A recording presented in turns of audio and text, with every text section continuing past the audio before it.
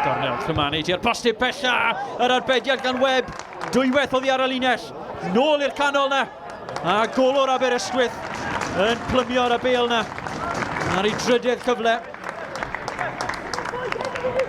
Samwn yn y gol, yn neidio i bob cyfeiriad ac yn rhwystro pob cyfle, a rhywsut i ni'n ddisgwr fan hyn ar goedlan y parc.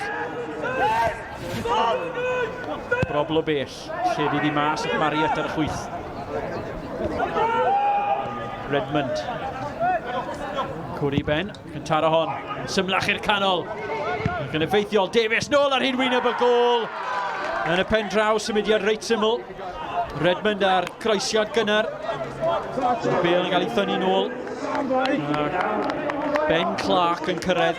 Ni osod honna yng nghefn y rwyd.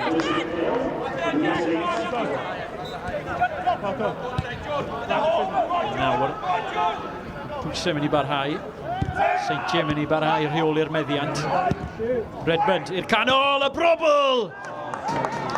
Cyfle gwych ag eto, peli cynnar hyn i'r Cwt Cosby. Yn peri problemau am ddiffyn Aberystwyth yn barod, brobl. A'r cyfle unwaith eto, Redmond yn gweld y cyfle, croesi. Rhyw ddigwyddiad yn fan hyn ar ôl i'r bêl.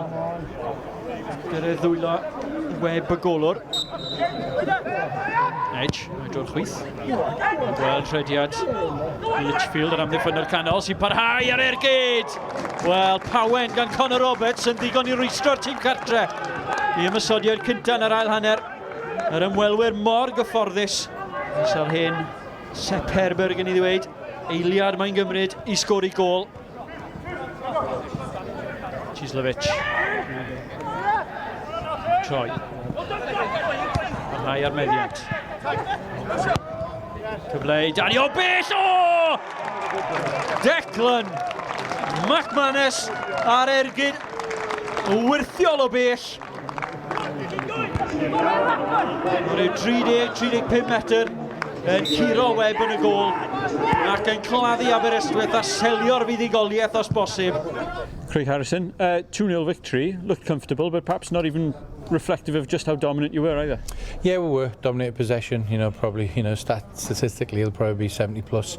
We played a lot of our football in the opposition's half and third, so territorial. We dominated as well, dominated the ball, and possibly could have been more than two, but we've kept a clean sheet. We've scored two, and we've created plenty of opportunities. But just as importantly, how we've done it as well. We've dominated the ball, which is really important. We had a little chance at the other side, but Connor made us safe. But like I say, I'm under no illusion. It's going to be one of them games where you are just competing, putting your body on the line and working for each other. And today they did that. Just disappointing to get concede that goal just after half time. The way Alba were set up tonight, I think I was a wee bit starved of the ball. Obviously, the way the game was going, a lot of our play was down the sides, and the boys were doing well. And I think it was a bit of frustration. I dropped into an area where I could get a touch of the ball, and then because I was kind of starved of clear-cut opportunities, I thought I'll just have a pop, and thankfully it finds its way in the top corner.